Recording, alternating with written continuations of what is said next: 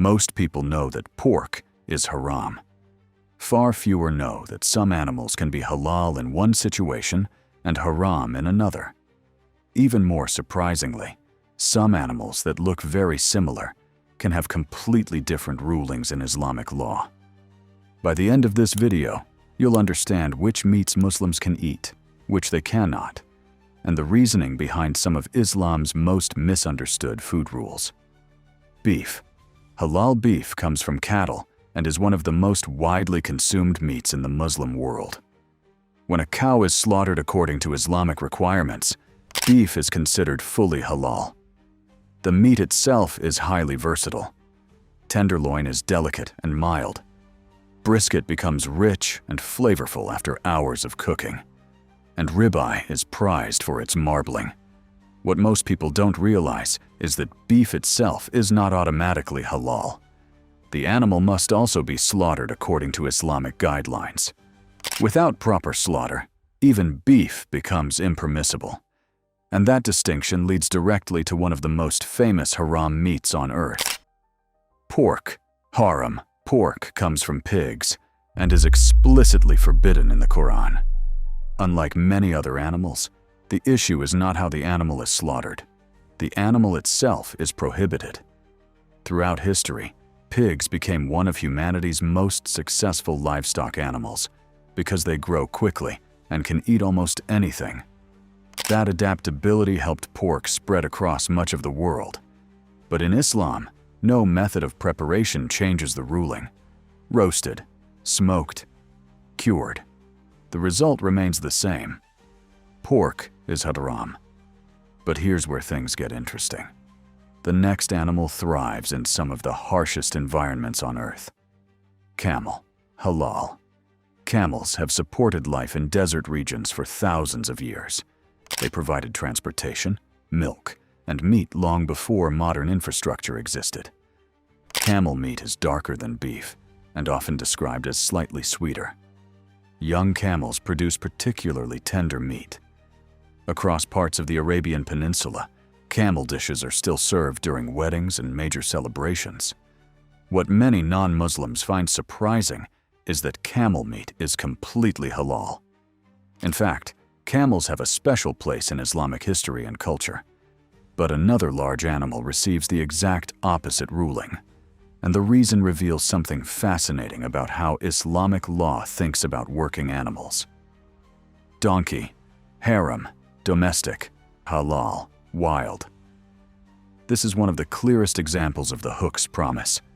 Two animals that look almost identical, completely different rulings. Domestic donkey meat is haram in Islam.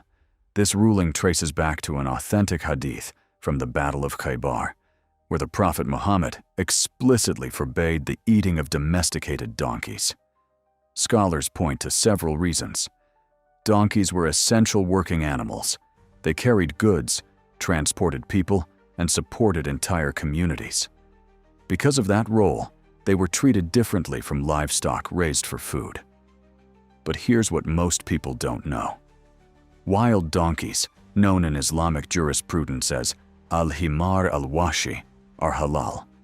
All four major schools of Islamic law, Hanafi, Maliki, Shafi'i, and Hanbali, agree on this distinction.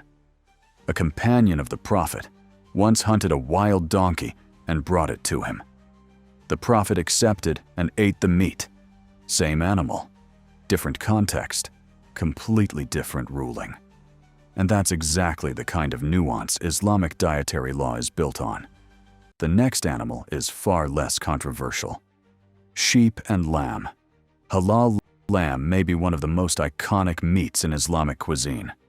From Morocco to Indonesia, lamb appears in countless traditional dishes. The meat comes from young sheep and is known for its tenderness and rich flavor. Older sheep produce mutton, which has a stronger taste and firmer texture. For centuries, sheep have been among the most important livestock animals in Muslim societies.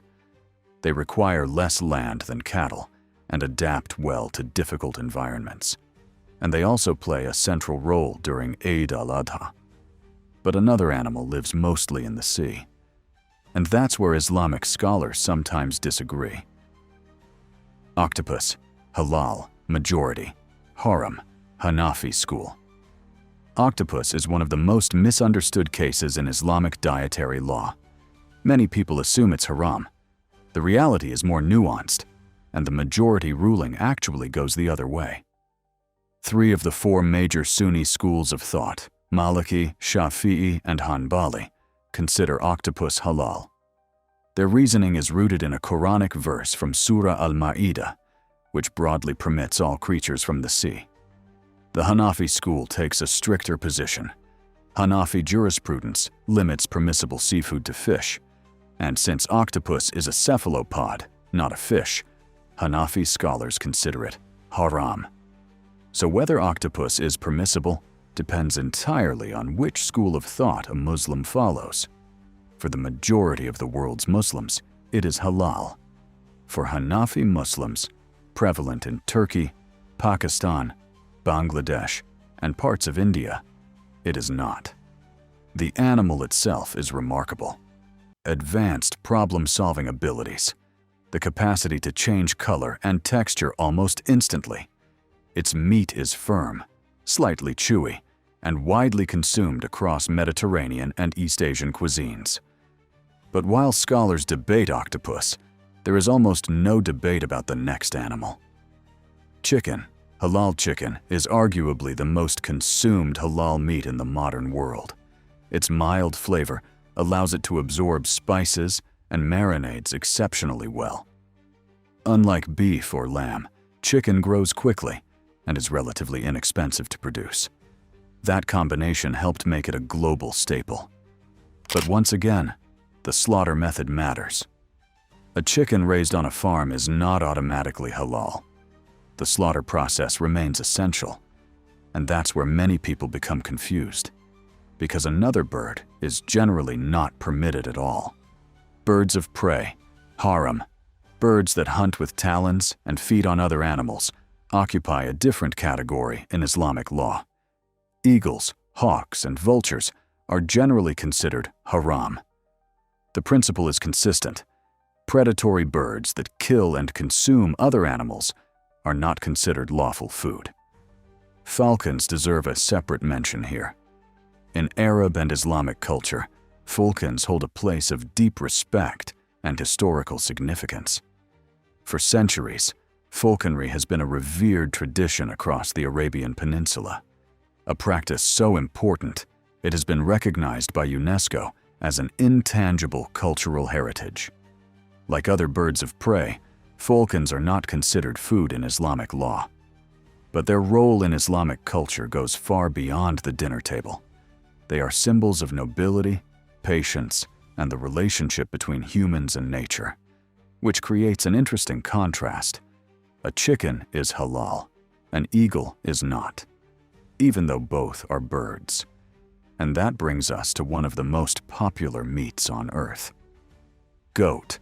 Halal goat meat has been consumed for thousands of years across Africa, Asia, and the Middle East. It is leaner than beef and often more flavorful than chicken. In many Muslim-majority countries, goat is preferred for stews, curries, and grilled dishes. What makes goat particularly important is its adaptability. Goats can survive in environments where many larger livestock animals struggle. That made them incredibly valuable throughout history. But not every hoofed animal receives the same ruling. Wild boar.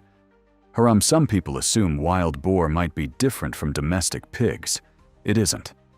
Wild boar belongs to the same prohibited category. The animal is larger, leaner, and often more aggressive than farm-raised pigs. Hunters frequently describe the flavor as stronger and more gamey than conventional pork.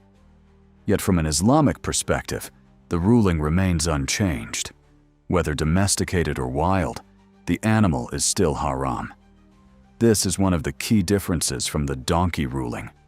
For pigs, domestication doesn't matter. For donkeys, it makes all the difference. And that brings us to one final halal meat. Deer. Halal deer have been hunted for food across continents for thousands of years. Their meat, known as venison, is lean, dark, and highly nutritious. Because deer are herbivores, they fall within the category of animals generally considered permissible.